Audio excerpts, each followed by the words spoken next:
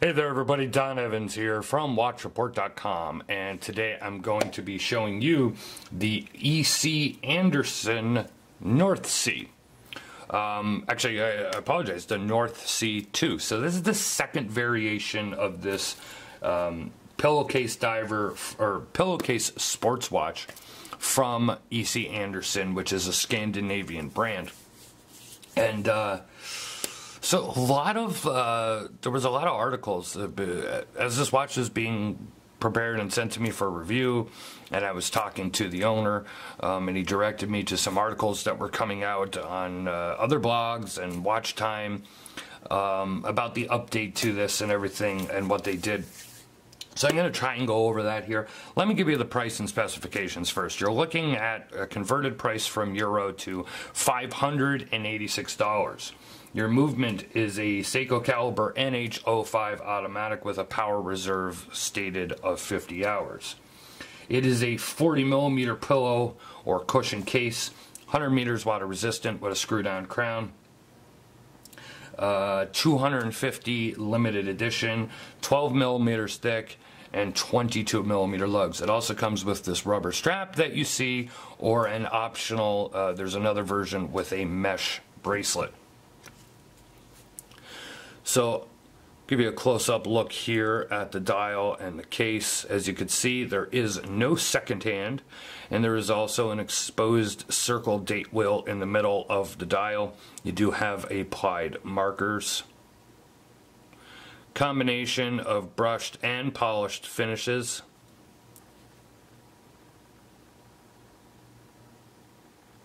You can see the strap has EC Andersson cut out here, engraved into the rubber. Patterned rubber strap.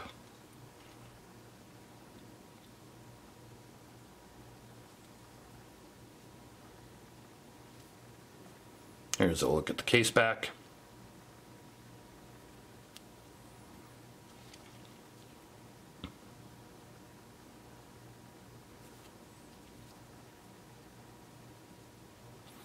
So let me discuss some of the things that I want to talk about here on video, and then for even more, click on the eye in the upper right hand part of the screen. Now, I know you're thinking, well, why do I have to go and read the full review? Well, one, because we're not just a YouTube channel, we're an actual watch site.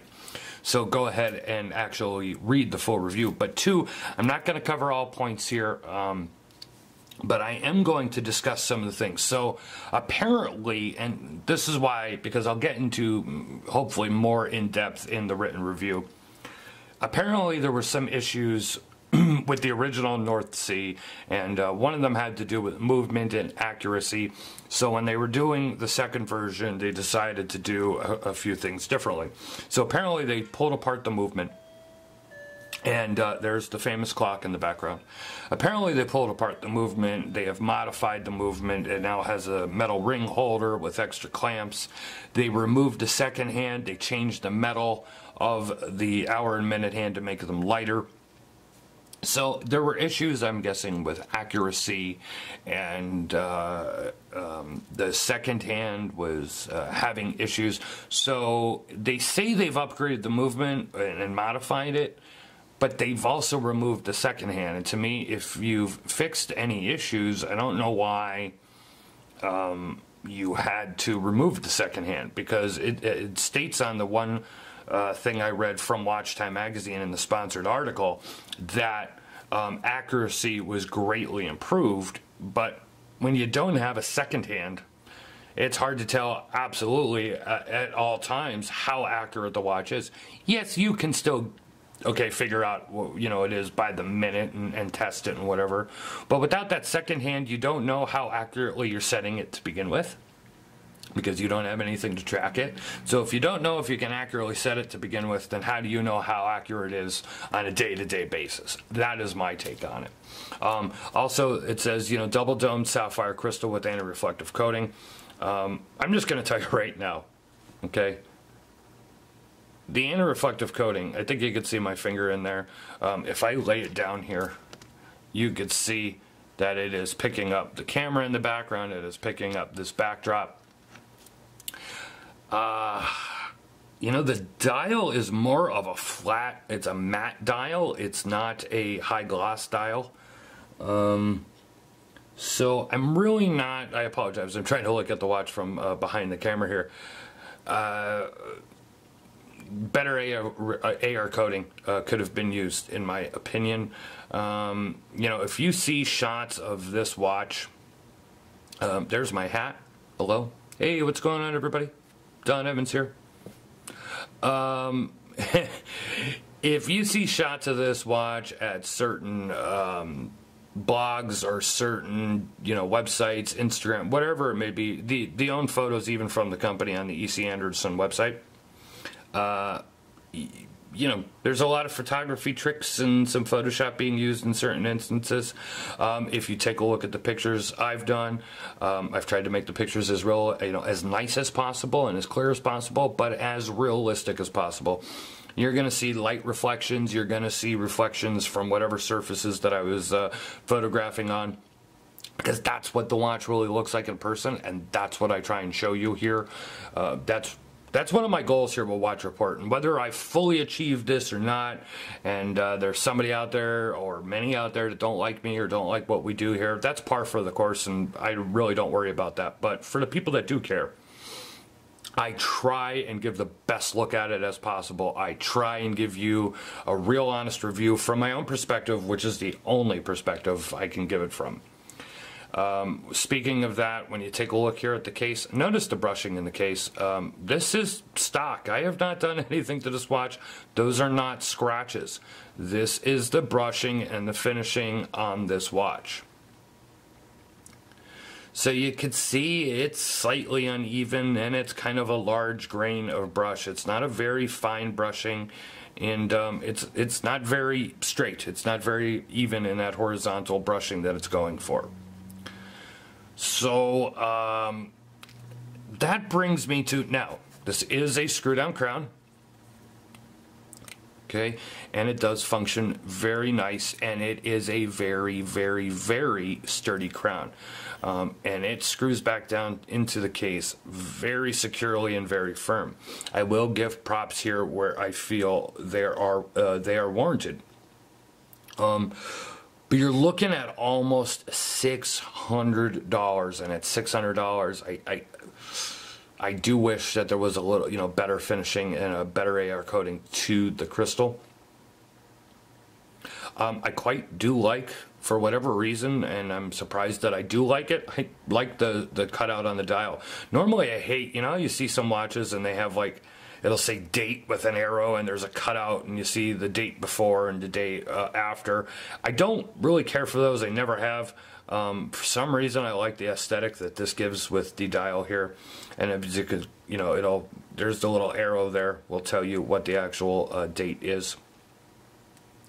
And then we come to the rubber strap. Not a bad rubber strap at all, but it is, you know, a catalog rubber strap. It is not a custom strap or anything like that. You could see they just, you know, had them etch the little logo onto the clasp here, and then of course, like I said, they did do little customizing here. But let's be clear, this is not a custom strap for this company. Now, I'm not saying they had to go to custom route, but again, we're looking at $600, and it's not like they're the only company to, you know, do this and rebrand a stock strap, you know, from one of the strap companies. I'm just pointing it out.